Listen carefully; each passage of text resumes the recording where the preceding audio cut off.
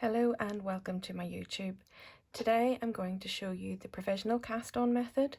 So it's for a cowl like this, which is completely in the round.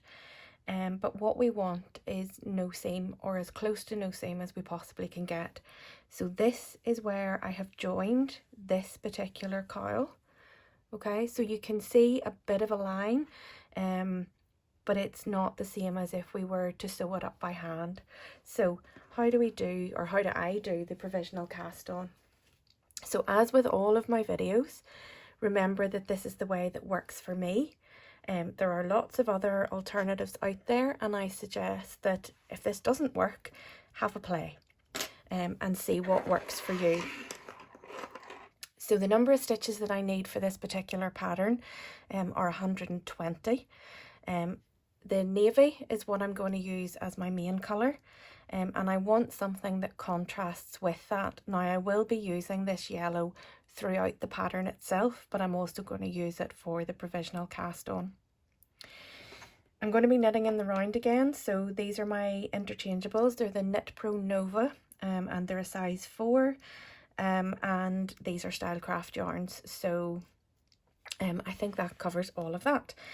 What I also have the provisional cast on is a crochet hook. I do crochet as well, so I tend to have crochet hooks about, but this is a 4mm, so I tend to use the same size as the needle that I'm using. Okay, so 120 stitches in the navy. So what I will do is to give myself about 130 to 135.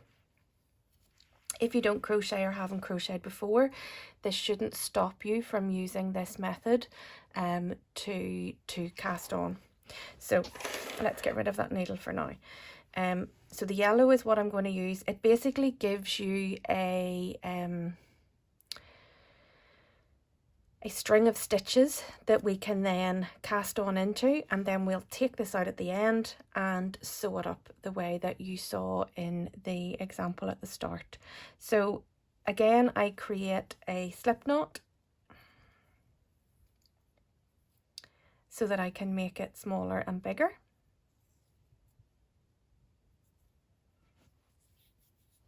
And then I cast on 130. So to cast on, again with crochet, I hold everything in my left hand. I loop it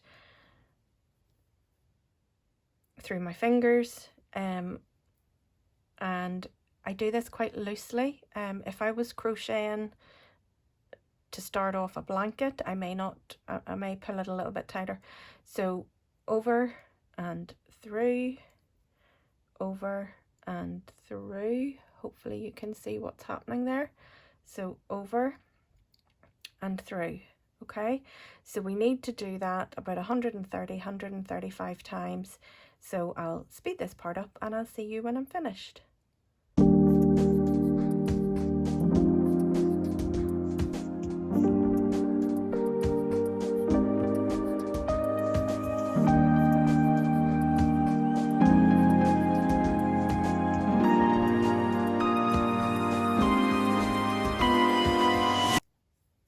Okay, so roughly 130 stitches.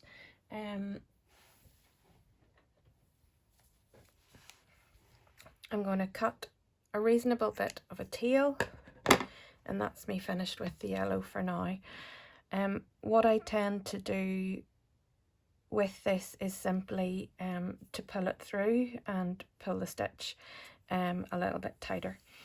Just so that it doesn't, I don't knot it or anything else, and I use a sewing or darning needle at the end to pick it back out.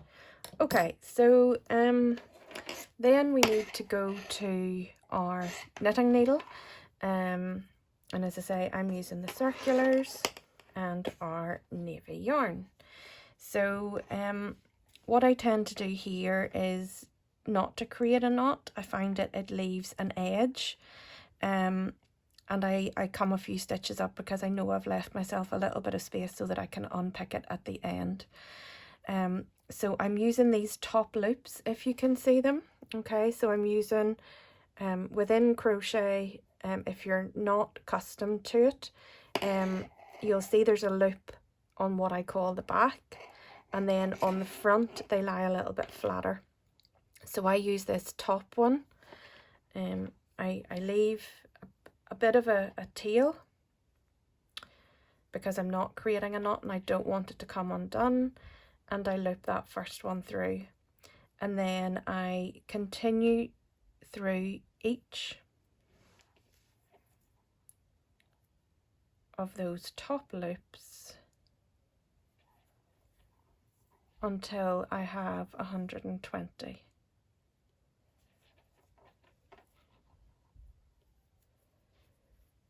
So in through the loop, over the needle and out through. So I'll continue along, I'll speed this bit up again until I have 120.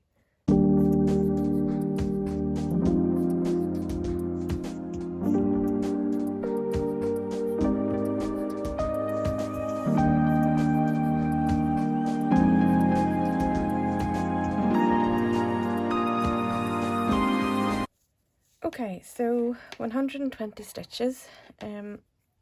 As with ordinary cast on and circular, you then need to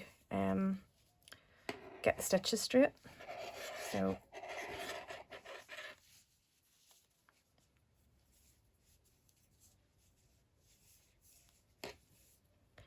that nothing is twisted when you go to work in the round.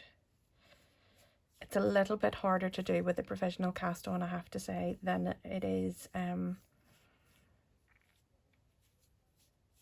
with ordinary cast on, but worth fiddling about. Okay, so I think that's me that have no twists. What I do find with this is that it's not as tight, so if you've watched my other long tail cast on, I find that it's a bit tighter and it doesn't fit within the needle. So yeah, it allows things to be a little bit more slack on the needles. What you'll see is I'm quite tight. I didn't cast on as many stitches as I thought, but it's still fine. Just whatever works for you. If you want a little bit more of the yellow tail, now this is the end I'll be unpicking, so I'm happy enough that I've 3 or 4 stitches there. So this end does not matter as much, but again, have a bit of a play and see what works for you. Okay, so the other thing, again, just to make sure that we know the start and the end of our round, is a stitch marker so that I can mark at this point. I'm just not convinced that this is laying flat enough. I think it is. Okay, so then I do what I normally do. Now I don't use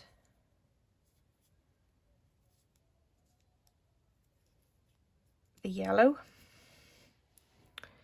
Okay, so I try to get the yellow out of the way. So this bit is, again, fiddly, but sure, there's fiddly things with all crafts. And once you get going, the first row is always kind of the most awkward. So the navy tail and the navy bit of the yarn, I have my marker, my stitch marker, to mark the beginning end of round. And I use that tail, especially when I didn't knot this first stitch. I use that tail as knitting my first one, and then I lose the tail and continue to knit with my yarn. This first row is simply knit, and the rest of it is as you would work on circular needles. So that's the provisional cast on. Hopefully you find that useful. If you have any questions, please let me know. And I will show you when I've got to the end of this particular cowl how I join the 2 ends so that you get that nice smooth finish. Thank you for watching.